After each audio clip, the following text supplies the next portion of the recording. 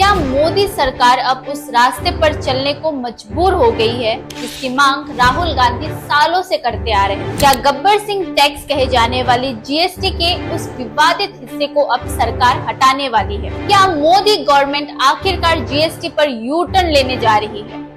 नमस्कार, आप देख रहे हैं न्यूज़ वन नॉर्थ ईस्ट। मैं हूँ रेचल सिन्हा।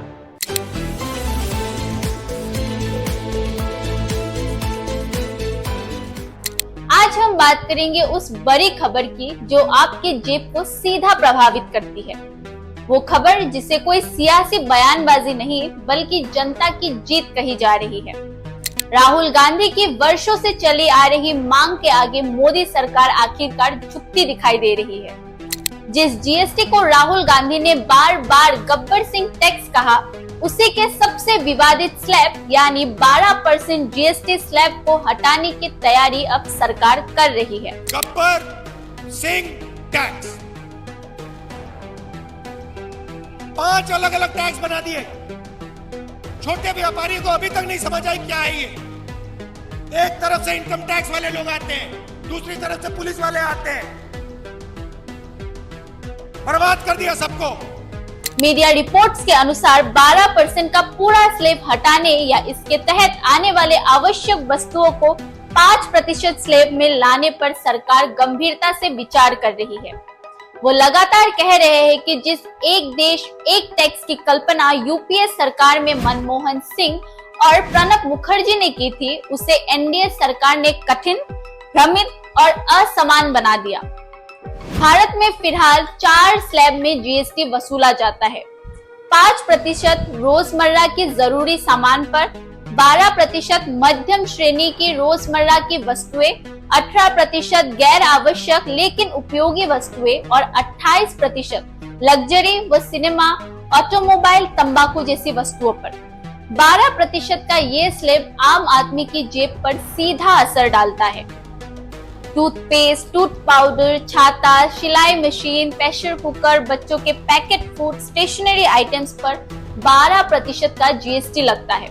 इस खबर के सामने आने से ठीक 24 घंटा पहले राहुल गांधी ने एक तीखा हमला किया था। उन्होंने जीएसटी को आर्थिक अन्याय और कॉर्पोरेट भाई भतीजावाद का क्रूर हथियार करार दिया था।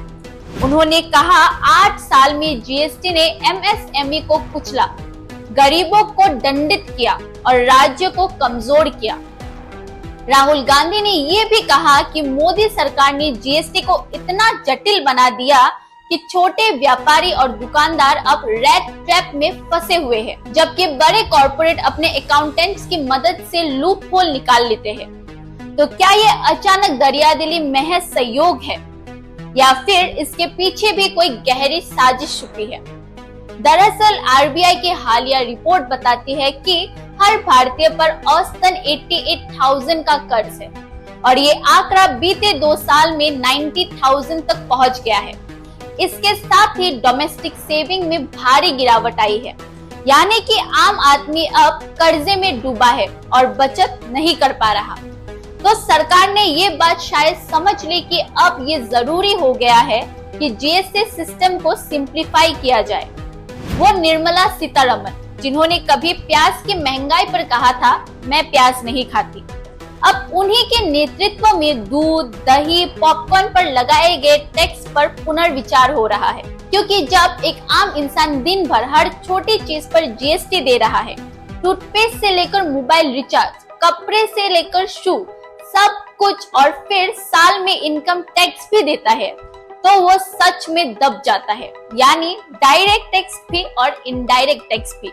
तो चाहे राहुल गांधी के प्रेशर से हो या फिर खुद सरकार को ग्राउंड रियलिटी समझ आई हो, अगर ये बदलाव होता है तो बिल्कुल वेलकम मूव होगा। हमारी नजर इस पूरे मामले पर बनी हुई है। आपका क्या कहना है इस फैसले पर? क्या आपको लगता है सरकार को जीएसटी सिस्टम को और सिंपल बनाना चाहिए? तो हमें कमेंट करके जरूर बताइएगा। Bureau report, news one north east, Guwahati.